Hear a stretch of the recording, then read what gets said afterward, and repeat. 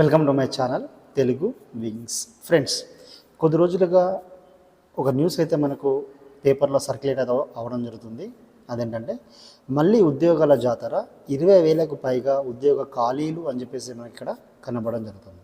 So దీన్ని ఓవరాల్గా కనుక మనం చూసుకున్నట్లయితే తెలంగాణ రాష్ట్ర ప్రభుత్వం ఒక 20,000కు సంబంధించినటువంటి ఉద్యోగ నోటిఫికేషన్లు అతి త్వరలో తెలంగాణ రాష్ట్రంలో వేయబోతుంది అని చెప్పేసి మనకి ఇక్కడ చెప్పడం జరుగుతుంది.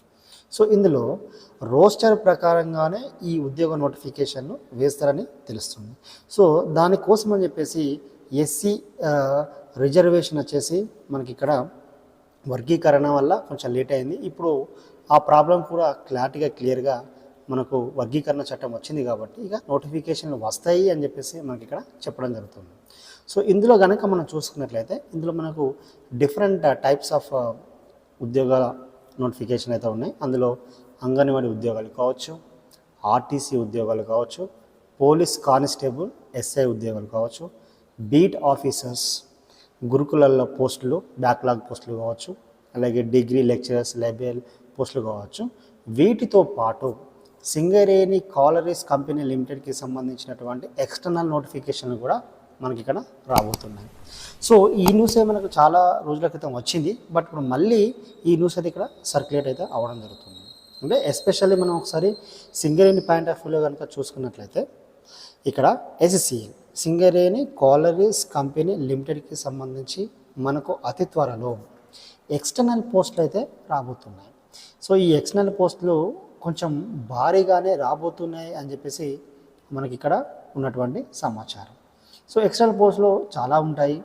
ఫిట్టర్ కావచ్చు, వెల్డర్ కావచ్చు, జూనియర్ మైనింగ్ ఇంజనీరింగ్ కావచ్చు, అలాగే జేమెట్ కావచ్చు, సో అలాగే గ్రాడ్యుయేట్ ఇంజనీరింగ్ ట్రైనింగ్ కావచ్చు. సో ఇలా డిఫరెంట్ కైండ్ ఆఫ్ పోస్టులు అయితే ఉన్నాయి. వాటితో పాటు మేబీ వస్తే మనకి ఇక్కడ గ్రూప్ 4కి సంబంధించి అంటే సింగరేణిలో గ్రూప్ 4 పోస్టులు అంటే క్లరికల్ పోస్టులు కూడా వచ్చే అవకాశం ఉంది.